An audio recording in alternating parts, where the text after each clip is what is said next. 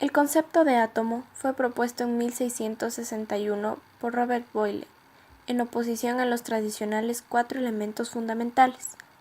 En su definición, Boyle defendía que la materia estaba compuesta por diferentes partículas que le permitían avanzar en la diferenciación entre compuestos y mezclas. En 1803, John Dalton observó que los mismos elementos químicos, en proporciones distintas, podían formar más de un compuesto.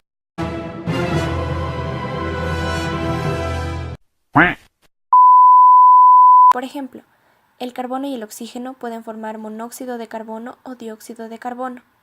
Esto le indujo a pensar que la materia está compuesta de partículas muy pequeñas llamadas átomos. Estos átomos pueden combinarse en diferentes proporciones para formar más de un compuesto químico. En 1879, el físico inglés Joseph John Thomson observó que los rayos catódicos estaban compuestos por unas partículas cargadas negativamente que procedían del interior de los átomos de los electrodos, que él llamó corpúsculos.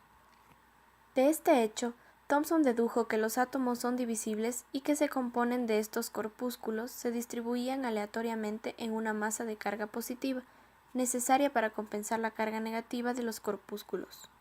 Este modelo, propuesto en 1904 y atribuido a Thomson, se conoce como el pastel de pasas, puesto que los electrones se distribuían en la materia igual que las pasas se distribuyen en el pastel. A principios del siglo XX ya se conocían las propiedades de las partículas alfa, beta y gamma, que debido a su gran energía pueden atravesar finas láminas de metal. Mientras en 1909 Hans Geiger y Ernest Marsden trabajan en el laboratorio de Ernest Rutherford bombardeando láminas de oro con partículas alfa y beta, observaron que una pequeña proporción de estas partículas eran desviadas con ángulos mucho mayores de los que serían esperados usando el modelo atómico de Thomson. Rutherford sugirió en 1911 que el experimento podía interpretarse asumiendo que la carga positiva y la mayor parte de la masa de cada partícula debían concentrarse en muy poco espacio, en el centro del átomo, y que los electrones debían flotar, orbitando en una nube a su alrededor.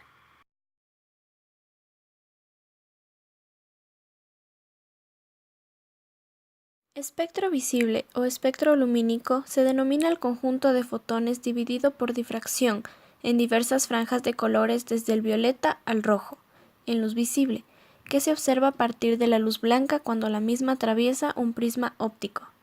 El espectro de respuesta es un valor utilizado en ingeniería sísmica, que mide la reacción de una estructura ante una vibración.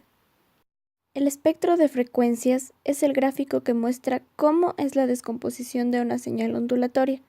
Esta puede ser sonora, luminosa o electromagnética, en el dominio frecuencial. El espectro electromagnético es el conjunto de longitudes de onda de todas las radiaciones electromagnéticas. Incluye los rayos gamma, los rayos X, la radiación ultravioleta, la luz visible, la radiación infrarroja y las ondas radioeléctricas. Espectro energético o análisis espectral es la imagen o registro gráfico que presenta un sistema físico al ser excitado y posteriormente analizado. Estos sistemas pueden ser grandes, como estrellas, o pequeños como átomos.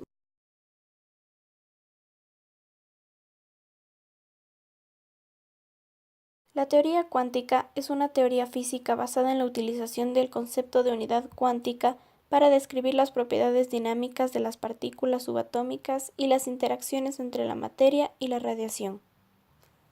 Antes de la teoría cuántica, las leyes de cómo se comportaban los cuerpos en movimiento se basaban en la mecánica newtoniana.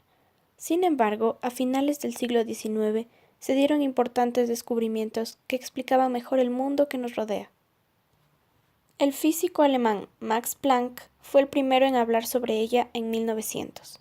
Postuló que la materia solo puede emitir o absorber energía en pequeñas cantidades llamadas cuantos.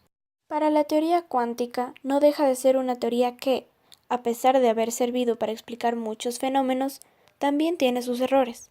Eso es lo que trató de explicar la paradoja EPR, postulada por el mismísimo Einstein junto a Boris Podolsky y Nathan Rosen. Estos 3 científicos explicaron a través del entrelazamiento cuántico cómo la teoría cuántica era errónea. Este experimento, que no deja de ser otro planteamiento teórico, afirma que puedes conocer el posicionamiento de la otra partícula.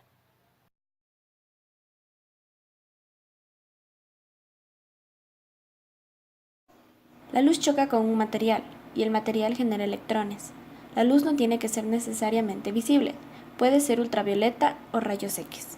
La luz es a la vez una onda y un cuerpo. El cuerpo se conoce como fotones, que lleva cantidades de energía. Es esta energía la que hace que los electrones salgan. El fotón choca con el electrón y si hay suficiente energía, el electrón sale, mientras que el fotón se queda con la energía restante y rebota. La energía está relacionada con la frecuencia y por tanto en la luz visible al color, siendo el rojo el menos energético y el violeta el más energético. Por ello nos quemamos más con la luz ultravioleta y no con la infrarroja. Los rayos X tienen una frecuencia muy alta o una longitud de onda muy pequeña, lo que los vuelve muy energéticos. A esto se le llama radiación ionizante. Y ahora un dato curioso.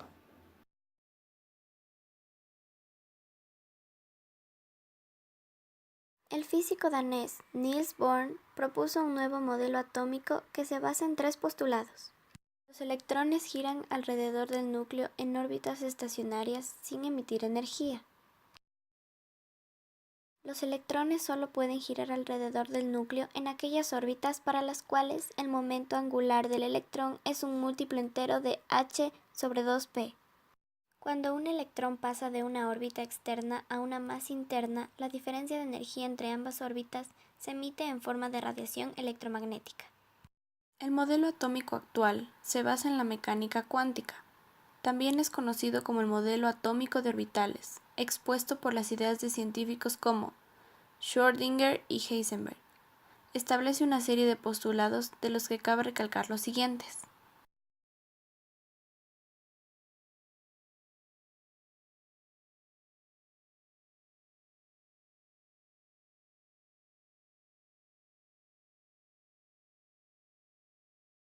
Buenos días, estamos aquí con nuestra invitada especial, Adriana Arboleda.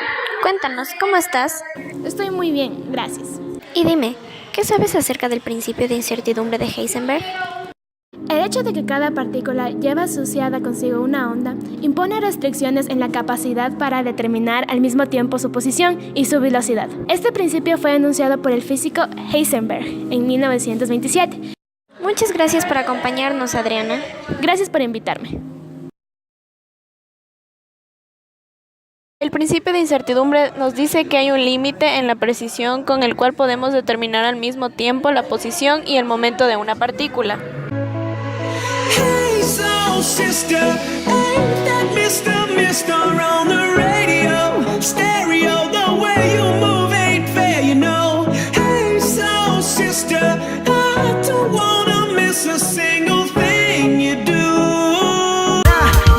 Now watch me break it down like 24 karat, 24 karat magic. What's that sound? 24 karat magic. Come on now. 24 karat magic. Don't fight the feeling, invite the feeling, just put your